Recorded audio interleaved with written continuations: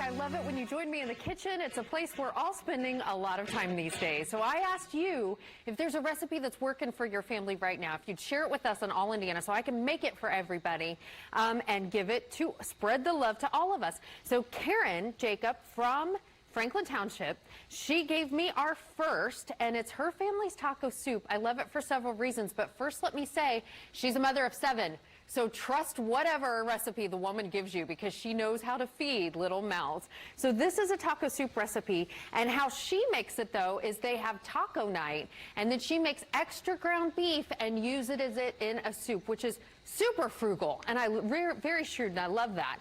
But I am cooking up the ground beef. We've got the full recipe ready for you on our website.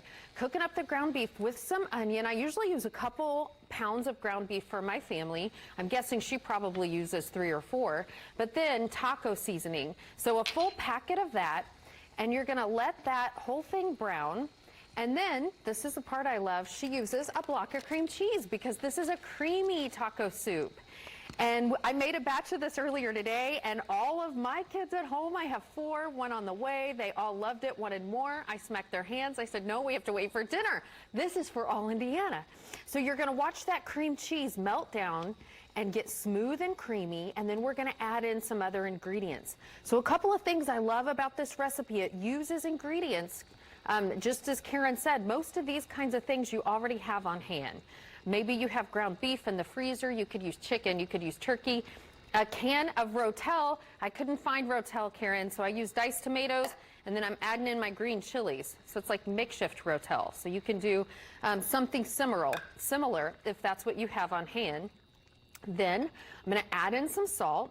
So this is obviously a sped up version of Karen's family taco soup, but I think you're going to get the idea, and when you make it at home your way, it's going to be just as good, if not better. So then frozen corn, or you could use canned corn, I'm sure, whatever you have on hand.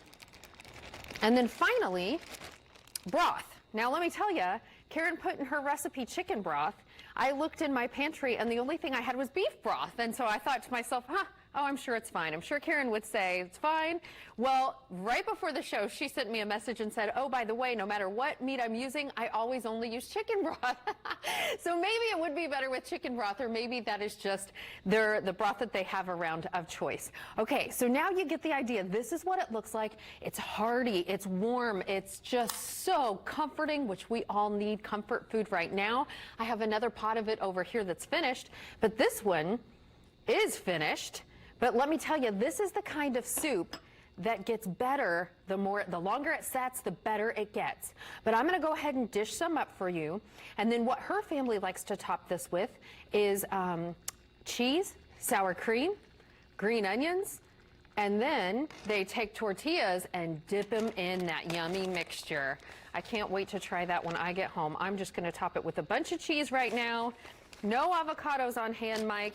And Mike, I decided after this is all over, I'm going to make you like a 4-course meal on All Indiana since you haven't been able to try anything for like a month and a half. I'm like, yeah, food quarantined over here. I know. This is good stuff, though. I think you'd like it. I think it's pretty cool, though, that people are sending you stuff to make. Oh, somebody sent me quarantine casserole. How fun is that? Pretty cool stuff. Yeah. All right, send it over.